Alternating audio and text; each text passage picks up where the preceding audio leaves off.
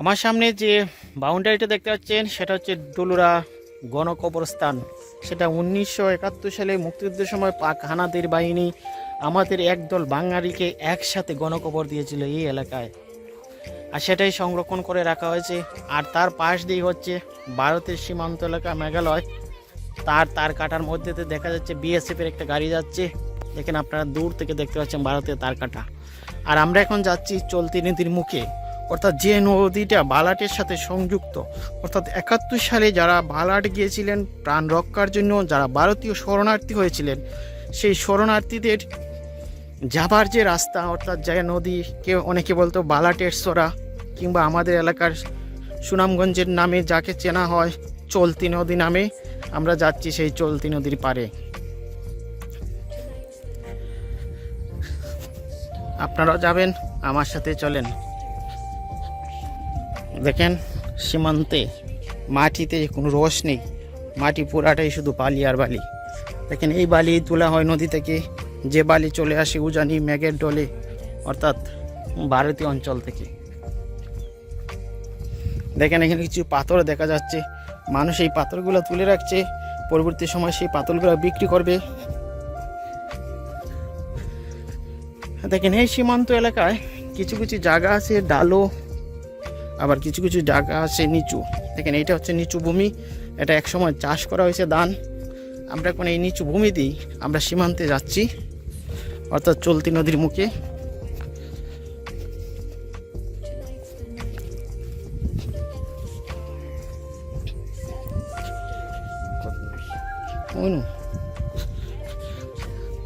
দেখেন এখন প্রচুর ঘাস, এখানে আবার কৃষি জমি, এখানে আবার প্রচুর সিমের ক্ষেত আমরা দেখতে পাচ্ছি। এখানে অনেক সিম উৎপাদন হয়, সেই সিমই এখান থেকে সংগ্রহ করে সুনামগঞ্জ শহরে নিয়ে বিক্রি করা হয়।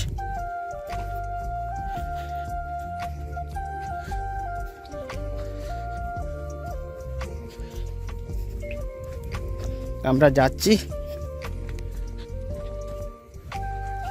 দেখেন আমরা দেখতে পাচ্ছি ওরা চলতি নদী থেকে আসছে।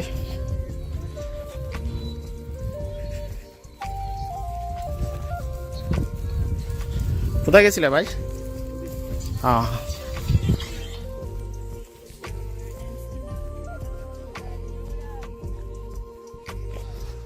দেখেন একটা বড়ই গাছ আছে এখানে, আর এই এলাকাটি হচ্ছে ভারত। আর এই বড়ই গাছটার মধ্যে দেখেন বড়ই ধরছে, একেবারেই ঝুপে বড়ই ধরছে, নীরব। আমি কিছুদিন আগেও এখানে আসছিলাম, তখন এত পাথর দেখি নাই, কিন্তু আজকে দেখা যাচ্ছে অনেক পাথর আমার সামনে। দেখেন এই পাথরগুলো ভারতীয় সীমান্ত থেকে ডলে চলে আসছে, তারপর বাংলাদেশি মানুষ সেই পাথরগুলো তারা একটা একটা করে কুড়িয়ে সংগ্রহ করে রাখছে, যার কারণে এটা দেখতে পাচ্ছি। দেখেন এখানে প্রচুর বালু এবং প্রচুর পাথর। এই যে পাথরগুলো নদী থেকে সংগ্রহ করা হয়েছে, এবং প্রতিটা পাথরের মূল্য অনেক বেশি, এবং প্রতিজন মানুষ খুব কষ্ট করে এই পাথরগুলো সংগ্রহ করেছে। এই পাথরগুলোই ভবিষ্যতে আমাদের উৎপাদনের সাথে সংশ্লিষ্টতা পাবে। দেখেন এই হচ্ছে ভারতের সীমান্ত, আর এই ভারতের সীমান্ত দেখেন প্রচুর বড়ই গাছ, কিন্তু খাবার মতো কোনো লোক নেই। এই হচ্ছে চলতি নদী। ডানা ডানা ডানায় ডানাস এদিকে, আরে না আসছি। এই হচ্ছে বালাটের প্রবেশদ্বার। আপনারা যে বা যারা বালাট গিয়েছিলেন 71, আপনাদের অনেক স্মৃতি মনে পড়বে এখান থেকে। দেখেন এই হচ্ছে বালু, আর এই হচ্ছে বালাটের সরা। এই দিক দিয়েই ভারত, এটাই চলতি নদী। এই নদী বালাটকে সংযুক্ত হয়েছে।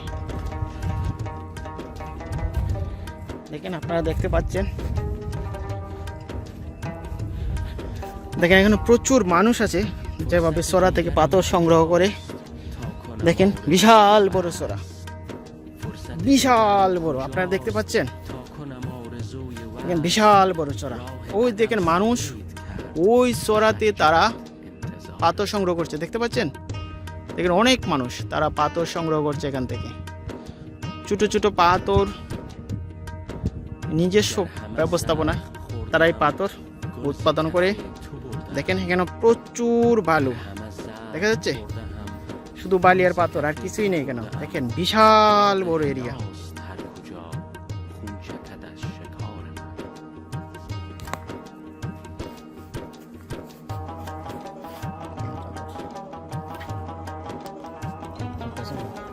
দেখেন এই হচ্ছে ভারতের সীমান্ত। দেখেন বালাট, এই বালাট আর তার জন্য এই প্রবেশটা বর্ষায় যখন এখানে বৃষ্টি হয় তখন পুরা নদীটা ভরে যায়, পুরা নদীটা ভরে যায় পানিতে। এবং এই পানিতে ভারত থেকে চলে আসে পাথর, বালি, আবার বড় বড় গাছ দেখা যাচ্ছে, বিভিন্ন ধরনের গাছ, বালি, পাথর দেখেন এখানে সব চলে আসে ইন্ডিয়াতে। আপনারা দেখতে পাচ্ছেন বিশাল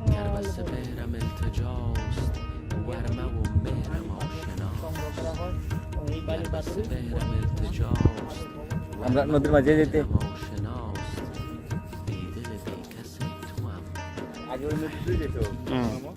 এই হচ্ছে ভারতের যে একেবারেই সামনের জায়গায় গেলে বালাট যেটাকে বলা হয়। আর এই হচ্ছে আমার ভারতীয় সীমানা, দেখতে পাচ্ছেন এখানে তার কাটা আছে, দেখেন এখানে তার কাটা আছে, এটা হচ্ছে ভারতের সীমানা। আর আমরা এখন তার কাটার কাছাকাছি, আমরা একটা পিলারের সীমানার মধ্যে, আমরা এখন যে জায়গাতে আছি এটা ভারতের মধ্যেই পড়ছি, কারণ আমরা একটা পিলার ডিঙ্গিয়ে ভারতের মধ্যে ঢুকে পড়ছি।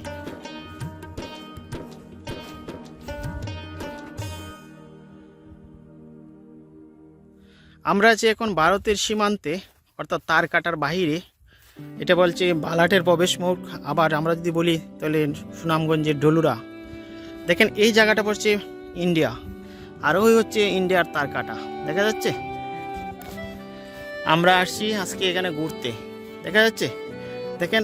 আচ্ছা বিশাল জায়গা, এই জায়গাটা কিন্তু ইন্ডিয়ার, কিন্তু ইন্ডিয়া এটা চাষাবাদ করে না, যদিও জায়গাটা ইন্ডিয়ার, কিন্তু এই জায়গাটাতে আমাদের গরু ঘাস খায়, ছাগল ঘাস খায়, এই জায়গাটা কোনো উৎপাদনই হয় না, দেখা যাচ্ছে। দেখেন এই সীমান্তের বাহিরে এই অঞ্চলটা, এখানে কিছুই নেই, এখানে শুধু ঘাস উঠে আর সেই ঘাসের সাথে বালি পাতির আছে নিচে, আর কিছুই নেই। কেমন লাগে ঘুরলে? আগুন। দেখেন আমরা এখন ইন্ডিয়ার মধ্যে আছি, যদিও তার কাটা থেকে, অর্থাৎ ইন্ডিয়া বাংলাদেশ সীমান্ত থেকে যে সীমানা, তার সীমানার অনেক ভিতরে, তাদের মধ্যেই তার কাটাটা দিয়ে বেড়া দিয়েছে। এখানে অনেক গেট আছে দেখেন, আবার দেখা যাচ্ছে দেখেন একটা গেট আমি আপনাদের দেখাচ্ছি, দেখেন একটা গেট দেখেন।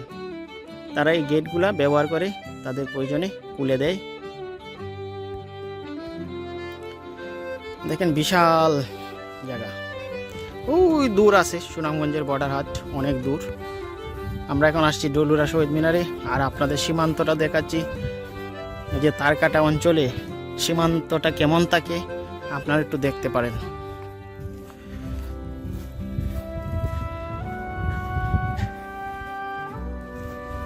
এই হচ্ছে দেখেন পিলার, পিলার দিয়ে চিহ্নিত করা হয়েছে।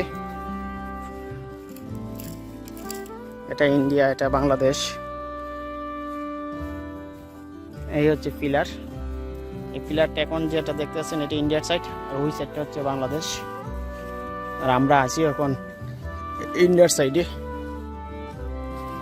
যদিও জায়গাটা ইন্ডিয়ার, কিন্তু এটা সমস্ত সুবিধাটা আমরাই বুক করি। অর্থাৎ এখানে গরু, ছাগল, বেড়া ঘাস খায়, কিন্তু এছাড়া আর কোনো উৎপাদন হয় না। যেহেতু সীমান্তবর্তী অঞ্চল, সবাই নিরাপদ অবস্থান থেকে বসবাস করতে চায়, এই জন্য এখানে কোনো চাষবাস হয় না। এখানে যা গরু, ছাগল, বেড়া তারা স্বাধীনভাবে ঘুরে খাবার দাবার খায়। এটুকুই সীমান্তের সুবিধা।